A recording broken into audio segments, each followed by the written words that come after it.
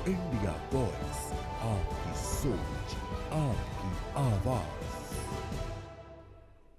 नमस्कार, India voice में आप सभी का स्वागत है। मैं हूं आपके साथ दीप चौधरी। वक्त हो चला है हमारी खास पेशकश रिपोर्टर्स लाइव का, जहां हमारे तमाम संवाददाता ग्राउंड जीरो से आपको कुछ अहम रिपोर्ट पेश करेंगे। तो शुरुआत करते हैं। सबसे पहले काकोरी पुलिस ने अवैध असले बनाने की फैक्ट्री का भंडाफोड़ किया। क्या है पूरा मामला, बता रहे हैं हमारे संवाददाता मोहम्मद आसिफ। यूपी की राजधानी लखनऊ की पुलिस ने अवैध असला फैक्ट्री का खुलासा किया है। छापेमारी के दौरान अवैध फैक्ट्री से भारी मात्रा में तमंचा, अर्धनिर्मित तमंचा और कारतूस बरामद हुए हैं। पुलिस ने एक आरोपी दिलीप को गिरफ्तार किया है। उसकी निशानदेही पर अन्य आरोपियों की गिरफ्तारी के लिए टीम गठित कर दी गई है। राजधानी लखनऊ के काकोरी थाना क्षेत्र में एक गांव में खंडहर में अवैध शस्त्र फैक्ट्री चल रही थी। मुखबिर की सूचना पर काकोरी थाने की पुलिस ने छापेमारी किया, जहां पर दिलीप नाम के एक शख्स को गिरफ्तार किया गया।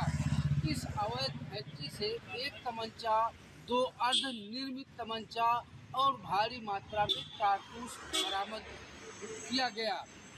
पुलिस ने दिलीप से गहराई से पूछताछ भी किया तो उसने बताया कि उसके 3 अन्य साथी फरार हैं। डीसीपी विश्वजीत श्रीवास्तव ने बताया कि आरोपियों की गिरफ्तारी के लिए टीम गठित कर दी गई है। जल्द ही सभी आरोपियों को गिरफ्तार कर लिया जाएगा। हालांकि जिस तरह से राजधानी लखनऊ की कहें तो यहाँ पर सुरक्षा व्यवस्था का पुख्ता इंतजाम किए जाने का दावा किया जाता है। जिस तरीके से काकोरी थाना क्षेत्र में अवैध शस्त्र फैक्ट्री चल रही थी, इससे कहीं न कहीं बीट के सिपाहियों पर भी सवाल खड़े हो रहे हैं।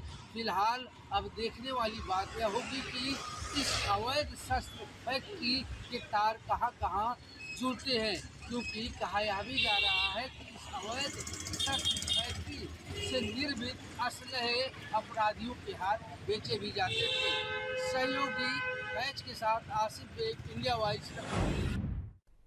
अब आपको बता दें, प्रदेश के दिव्यांगजन अपनी मांगों को लेकर आज मुख्यमंत्री कार्यालय पहुंचे और प्रदर्शन करने लगे। आखिर क्या है उनकी मांगे, बता रहे हमारे संवाददाता अभय कैंतुरा। राज्य के दिव्यांगजन एक बार फिर आज मुख्यमंत्री आवास यहाँ पर पहुंचे। बिना बताए उनका जो कार्यक्रम था यहाँ पर पहुंचे। जैसे ही मुख्यमंत्री आवास के बाहर वो पहुंचे, प्रशासन में एक हड़कंप सा यहाँ पर मच गया। जिस तरीके से ये लोग यहाँ पर भारी तादाद में पहुंचे थे, पुलिस की तरफ से उनको यहाँ पर कह सकते हैं गिरफ्तार करने का काम यहाँ पर किया गया। इन सभी दिव्यांगजनों की एक मांग थी कि जो शासन, जो सरकार में विभागों में जो रिक्त पद हैं, जो बैकलॉग के जो पद हैं, उन पदों को भरने का काम यहाँ पर किया जाए। उन पदों में ये कह सकते हैं कि जो भी सर्विस के पद हैं जो बैकलॉग से भरे जा सकते हैं, उनको यहाँ पर भरने का काम किया जाए। जल्द से जल्द विज्ञप्ति यहाँ पर निकाली जाए, ताकि जो उनके ऊपर जो संकट इस समय मंडरा रहा रोटी का, उसको यहाँ पर समाप्त किया जा सके। आज फिलहाल ये कह सकते हैं कि जिस तरीके से इनकी गिरफ्तारी यहाँ पर हुई है, ऐसे में इनका जो आक्रोश है वो शांत होने वाला नहीं दिख रहा है, क्योंकि ये लोग संख्या में भले ही कम यहाँ पर नजर आ रहे हैं, लेकिन ये लोग अपनी उन मांगों को लेकर सरकार का ध्यान आकर्षित करना चाहते हैं, जिसमें उनकी मांगों को अब तक अनसुना करने का काम यहाँ पर किया जाता।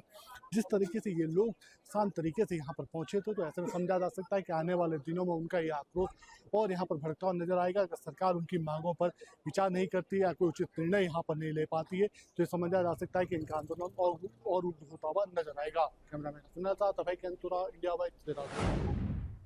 आगरा में यमुना नदी का जलस्तर अपने खतरे के निशान से ऊपर पहुंच चुका है। कैसे हैं हालात, बता रहे हमारे संवाददाता जिशान अहमद।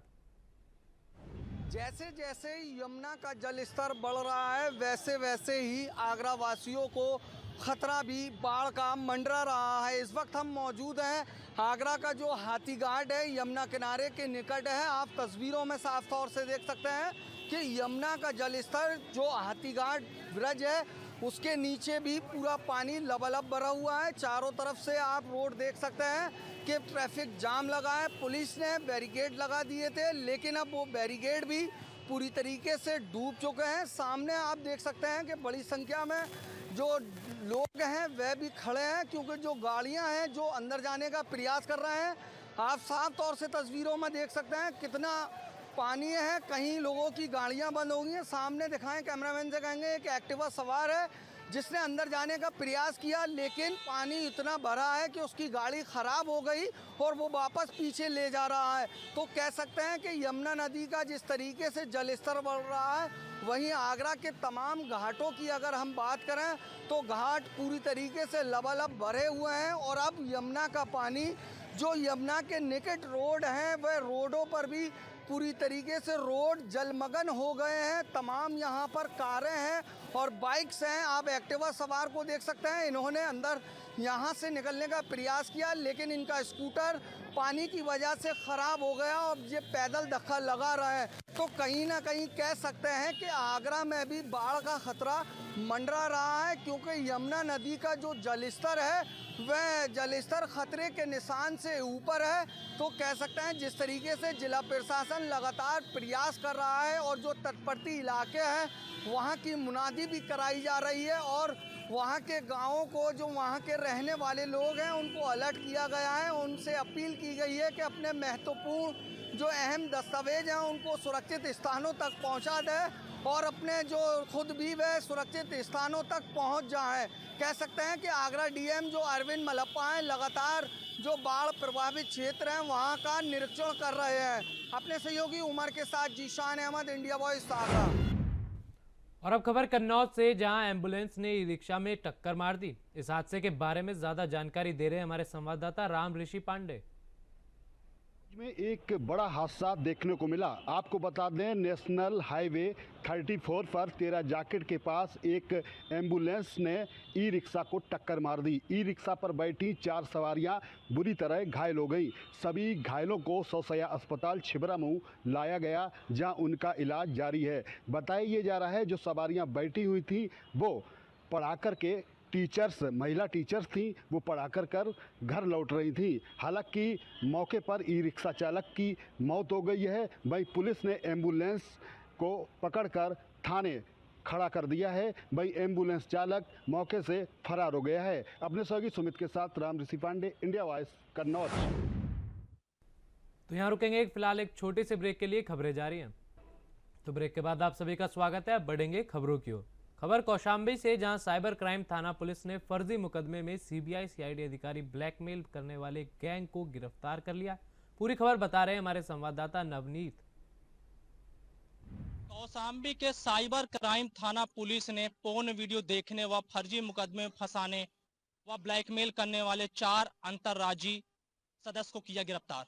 बता दें कि पूरा मामला कौशाम्बी के सरायकिल थाना क्षेत्र के अकबराबाद गांव का है, जहां पर सुनील कुमार गुप्ता को बीते 15 अगस्त को एक फोन आता है और फोन में उसके पास लगातार धमकी आने लगती है।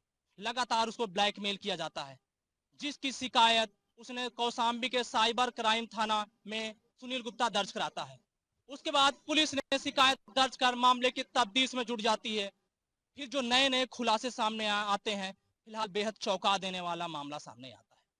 बता दें कि जिस तरह से लगातार ये गिरोह जो होता है वो लगातार लोगों को ब्लैकमेल करता है, वीडियो भेजकर, और लगातार ब्लैकमेल किया करता है, उनसे पैसे ठगी किया करता है।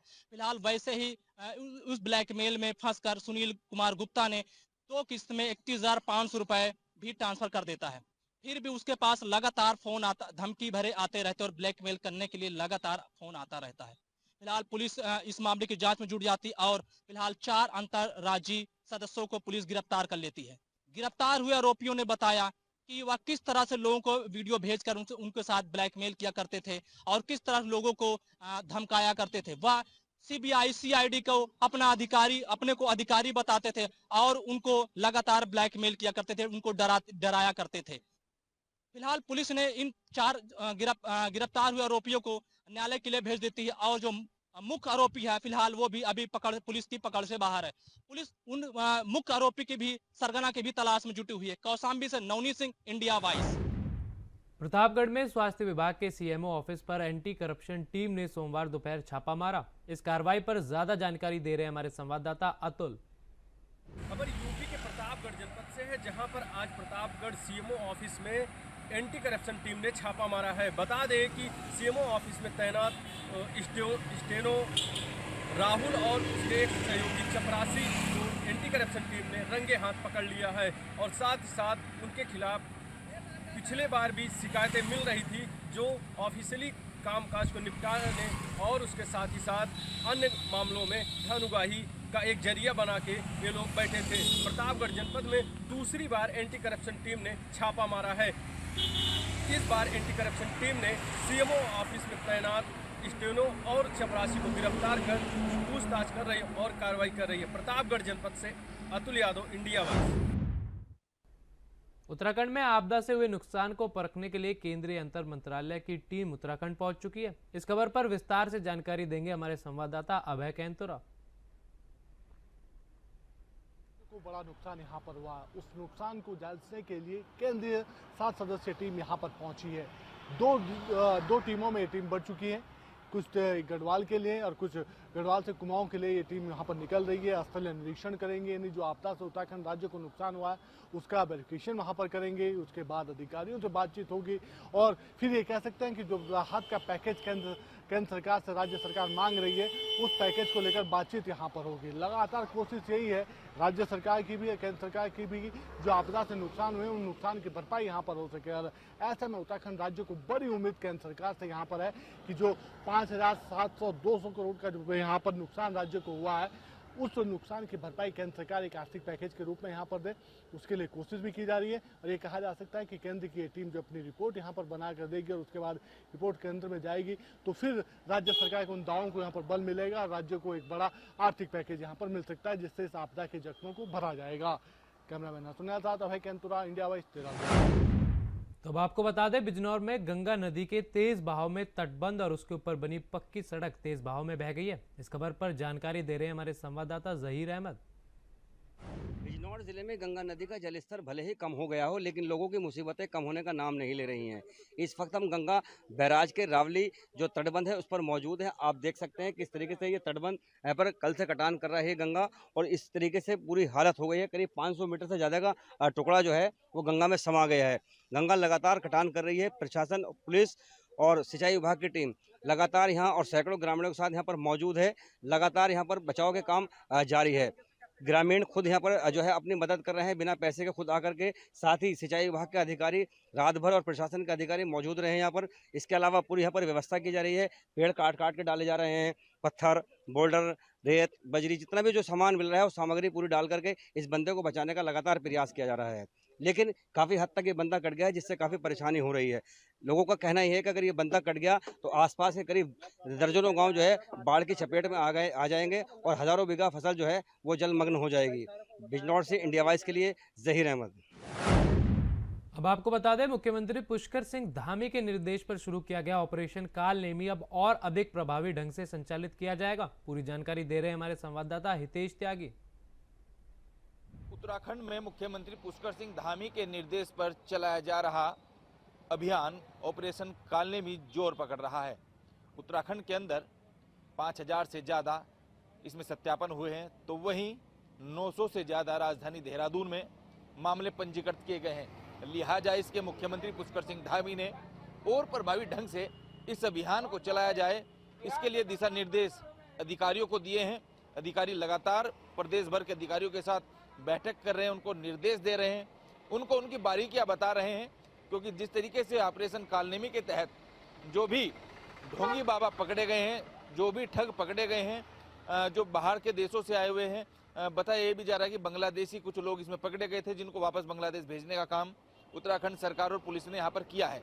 लिहाजा इसके मुख्यमंत्री पुष्कर सिंह धामी ने साफ तौर पर पुलिस प्रशासन को निर्देश दिया है कि इस अभियान को और तेजी के साथ चलाया जाए और अलग प्रभावी ढंग से चलाया जाए, क्योंकि इसका जो परिणाम है वो सकारात्मक देखने को मिल रहा है। नीलेश आनंद भट्ट ने उन्होंने साफ तौर पर कहा है कि जो यह अभियान है, इस अभियान को तेजी लाने के लिए हमने अधिकारियों को प्रशिक्षण अभियान के साथ जोड़ने का भी हम काम कर रहे हैं। लिहाजा इसको उन्होंने साफ तौर पर यह भी कहा है कि इस अभियान में और कैसे बेहतर इसमें किया जा सकता है, इसको लेकर भी हम अभी बैठक कर रहे हैं। कैमरा पर्सन हर्ष सुनियाल के साथ हितेश त्यागी, इंडिया वॉइस दे रहा है।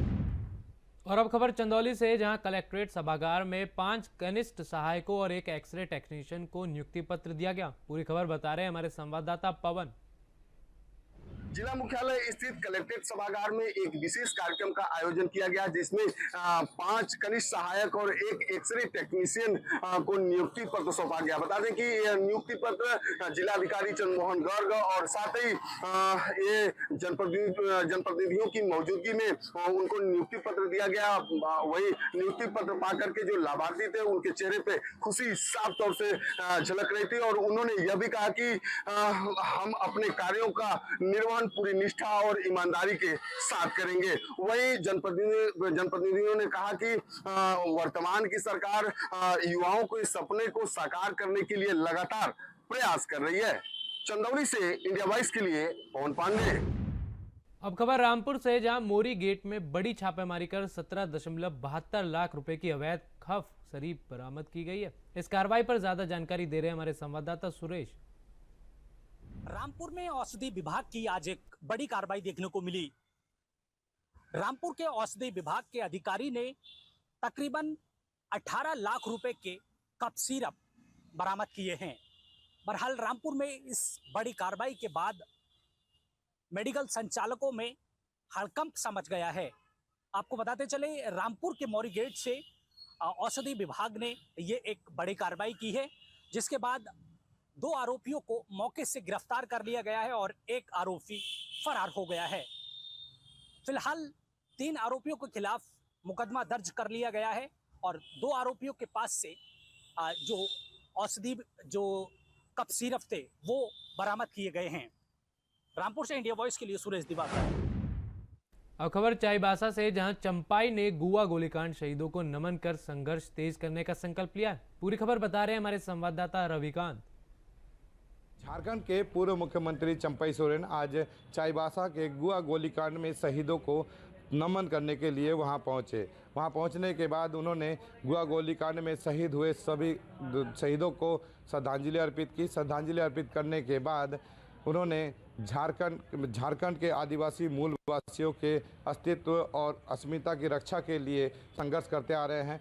शुरू से ही कायम रहा है और आगे भी कायम रहेगा। हालांकि चंपाई सोरेन भी शुरू से ही आदिवासी मूल वासियों के लिए हमेशा उनके साथ हमेशा खड़े हैं, उसके संघर्ष में हमेशा खड़े हैं और आगे भी उन्होंने हर बात में ये कहते हैं कि हम जल जंगल ज़मीन के रक्षा के लिए हमेशा आदिवासी मूलवासियों के साथ हमेशा सदा ही लड़ते रहेंगे। हालांकि गुआ गोलीकांड एक दुखद घटना थी जिस पर उन्होंने शोक भी प्रकट किया, लेकिन आदिवासी मूलवासियों की रक्षा के लिए हमेशा चंपाई सोरेन हमेशा आगे रहे हैं और आगे भी रहेंगे, ऐसा उन्होंने कहा है। कैमरामैन चिंटू के साथ रविकांत गोप, इंडिया वॉइस, राजनगर।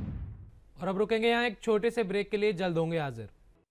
ब्रेक के बाद आप सभी का स्वागत है। बढ़ेंगे खबरों की ओर। अब खबर हमीरपुर से, जहां सालों से कीचड़ से भरे रास्तों से ग्रामीण परेशान हो गए। इस खबर पर विस्तार से जानकारी दे रहे हैं हमारे संवाददाता रूपेश। आज हमीरपुर में करीब 1 दर्जन के ऊपर महिलाएं और पुरुष जिलाधिकारी की चौखट पर आते हैं और न्याय की गुहार लगाते हैं। जो पुरारा ब्लॉक का खरांज गांव है, वहां पर कच्ची सड़क है, जिसको लेकर आज ग्रामीणों ने जिलाधिकारी ज्ञापन सौंपा है और जो वहां के लोग हैं उनको वहां से निकलने में काफ़ी दिक्कतें होती हैं। इस समय बारिश का समय भी चल रहा, कीचड़ और दलदल रहता है तो बच्चों को स्कूल जाने में भी दिक्कत होती है। अगर कभी कोई मरीज़ बीमार हो जाता है तो उनको भी ले जाने में काफ़ी परेशानियां होती हैं। ना ही वहां पर एम्बुलेंस पहुंच पाती है, ना ही मरीजों को कोई उपाय मिल पाता है कि कैसे उनका उपचार हो सके, जिसको लेकर आज करीब 1 दर्जन ग्रामीणों ने जिलाधिकारी को ज्ञापन सौंपा और जल्द से जल्द सड़क बनवाने की मांग भी की है। इंडिया वॉइस से रूपेश गुप्ता, हमीरपुर। अब आपको बता दें, हरदोई में 2 पक्षों में मारपीट का वीडियो तेजी से वायरल हो रहा है। क्या है पूरा मामला, बता रहे हैं हमारे संवाददाता आनंद। हरदोई में गाड़ी ओवरटेक को लेकर 2 गुट आपस में भिड़े। आपको बता दें कि जब स्कूटी वाले के आगे 2 बाइक सवार आए, उनमें 3 लड़के लदे हुए थे। उसके बाद में उससे आपस में कहासुनी के बाद में उन बाइक सवारों ने आपा खो दिया और स्कूटी चालक को पीटना शुरू कर दिया। उसके बाद में ईंटा और पत्थर भी चलाना शुरू कर दिया। हालांकि ये साफ तौर पर नजर आ रहा है कि दबंगों के अंदर पुलिस का खौफ नहीं है, क्योंकि खुले आम सरेआम बीच रोड पर इस तरीके का हुड़दंग किया जा रहा है और मारपीट करके लड़के को घायल किया गया है। लेकिन आपको बता दें कि अभी तक ये वीडियो वायरल जरूर हुआ है, लेकिन अभी तक अगर इसकी कार्रवाई की बात कहें तो पुलिस अभी तक इस पे चुप्पे साधे बैठी है। अब देखना ये होगा क्या पुलिस, जो शहर कोतवाली की पुलिस है, वो क्या कितनी जल्दी इनकी गिरफ्तारी कर पाएगी। हरदोई से आनंद त्रिवेदी, इंडिया वॉइस। और अब खबर प्रयागराज से, जहां पुलिस कमिश्नरेट प्रयागराज के गंगानगर जोन में पिता ने शराब के नशे में जवान बेटे की हत्या कर दिया। क्या है पूरा मामला, बता रहे हैं हमारे संवाददाता शोएब। संगम नगरी प्रयागराज में एक वहशी पिता ने अपने बेटे की कुल्हाड़ी से मार करके हत्या कर दी। दरअसल ये मामला सोराव इलाके का है, जहां पर एक शराबी था पिता, उसने जो है अपने बेटे को कुल्हाड़ियों से हमला किया, जिसके बाद उसकी मौत हो गई। हालांकि इसके पीछे ज़मीन का विवाद भी बताया जाता है कि कुछ दिनों पहले उसके पिता ने कुछ ज़मीनें बेच दी थी, जिससे बेटा नाराज़ था और इसी बात से पिता शराब पी करके आया और उसने कुल्हाड़ियों से हमला कर दिया, जिसके बाद उसकी मौत होगी। हालांकि पुलिस ने उस पिता को गिरफ्तार कर लिया और आगे की जांच कर रही है और शव को पोस्टमार्टम के लिए भेज दिया। शोएब रिजवी, प्रयागराज। और अब खबर पीलीभीत से, जहां झगड़े के बाद पति पत्नी ने जहर खा लिया, जिससे पत्नी की मौत हो गई है। क्या है पूरा मामला, बता रहे हमारे संवाददाता अमित पाल। पीलीभीत के थाना न्यूरिया मोहल्ला ठाकुर द्वारा में पति पत्नी के बीच में झगड़ा हो जाने के कारण दोनों ने जहरीला पदार्थ खा लिया, जिसकी वजह से अस्पताल में पत्नी नीतू की मौत हो गई। जैसे कि हमको बताते चले, पीलीभीत में मामूली से कलहल के चलते शाम को हंसता खेलता परिवार किसी कारणवश कहासुनी हो गई, जिसके बाद में दोनों ने जहरीला पदार्थ खा लिया और जिसके बाद हालत बिगड़ती चली गई। परिजन उसे जिला अस्पताल में लेकर के गए और जिसके बाद उन्हें एक निजी हॉस्पिटल में भर्ती कराया गया। वहीं पर एक जो उनकी पत्नी नीतू की मौत हो गई और पति की जो हालत नाजुक बनी हुई है। मामला इतना बढ़ गया, थोड़ी सी मामूली कहासुनी के कारण एक हंसता खेलता परिवार ख़त्म होने के कगार पर आ गया, क्योंकि उसकी पत्नी की मौत हो गई। एक 5 वर्ष की बेटी और 2 वर्ष का बेटा भी है और जहरीला पदार्थ खाने से पति की भी हालत अभी नाजुक बनी हुई है, लेकिन पत्नी की मौत हो गई है। अब पुलिस इस पोस्टमार्टम के लिए भेज दिया गया है फिलहाल सबको और जांच में जुटी हुई है। आगे देखते हैं क्या मामला सामने निकल गया। अब आपको बता दें, पीलीभीत में एक घर को चोरों ने निशाना बनाया है। पूरी खबर बता रहे हैं हमारे संवाददाता अमित पाल। कुछ अज्ञात चोरों ने पीलीभीत की विश्वनाथपुरम कॉलोनी में हाथ साफ किया है। जैसे कि आपको बताते, चोरी की घटना को अंजाम दिया है। रात के 3 से 4 बजे के टाइम चोरों ने घर में मौका पाते ही घर में घुस गए, जिसके बाद में 2 से 2.5 लाख रुपए की चोरी कर ली। आपको बताते चले, तस्वीर सिंह ने जानकारी देते हुए बताया वो अपने रिश्तेदार मझौला में गए हुए थे, जहां सुबह वापस आए तो उन्हें उनके घर का सामान बिखरा हुआ मिला। उन्होंने जानकारी देते हुए बताया 1 मोबाइल, 1 लाख रुपए और कई हज़ारों का सामान चोरी हुआ। उन्हें पुलिस को जानकारी दी, पुलिस भी मौके पर पहुंची और फॉरेंसिक टीम से जांच की जा रही है बराबर, और ये भी आश्वासन दिया कि जल्द ही चोरी का खुलासा किया जाएगा। 2 लाख की चोरी मिनिमम बताई जा रही है की गई है। विश्वनाथपुरम कॉलोनी का मामला है, जो रिश्तेदार के मझौला में गए हुए थे अपने रिश्तेदार के इधर, सुबह वापस आए तो उनके घर का ताला टूटा मिला और चोरी बड़ी वारदात में चोरी हुई। 2 से 2.5 लाख रुपए की चोरी होने के बाद में पुलिस को जानकारी दी गई है। फॉरेंसिक टीम के द्वारा जांच की जा रही है और पुलिस ने आश्वासन देते हुए कहा है कि जल्दी मामले का खुलासा किया जाएगा। तो अब आपको बता दें, दिल्ली के लाल किला परिसर से कीमती कलश चुराने वाले आरोपी को हापुड़ से गिरफ्तार कर लिया गया है। इस खबर पर विस्तार से जानकारी दे रहे हमारे संवाददाता शक्ति ठाकुर। बड़ी खबर यूपी के हापुड़ से है, जहां दिल्ली के लाल किले में जैन समाज के कार्यक्रम से एक बेशकीमती कलश को चोरी कर लिया गया था। इस चोर को दिल्ली पुलिस ने हापुड़ थाना देहात पुलिस की मदद से हापुड़ से गिरफ्तार किया है।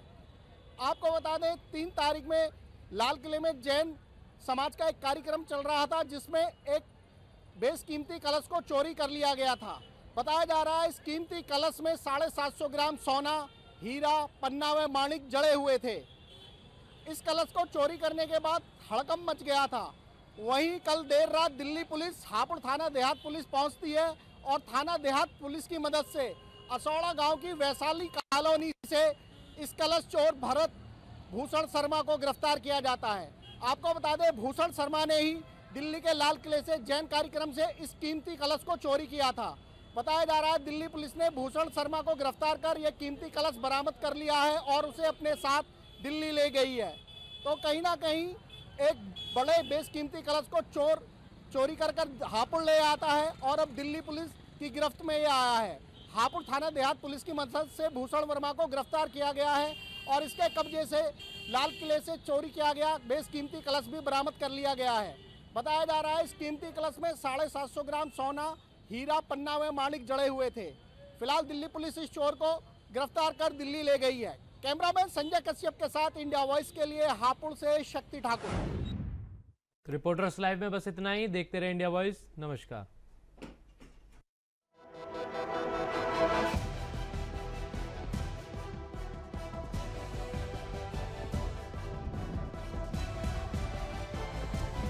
इंडिया वॉइस, आपकी सोच, आपकी आवाज।